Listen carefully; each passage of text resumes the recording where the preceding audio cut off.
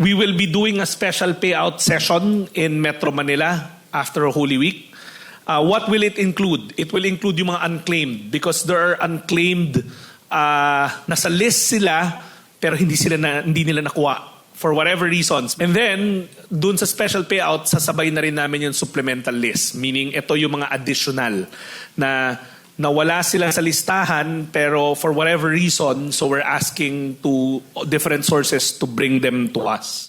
Kasalukuyan pang biniberipika ng Department of Social Welfare and Development o DSWD ang bilang ng public transport drivers na hindi pa nabibigyan ng ayuda. Ito ay dahil sa iba't ibang kadahilanan gaya ng hindi kumpleto sa requirements o kaya naman ay wala sa listahan.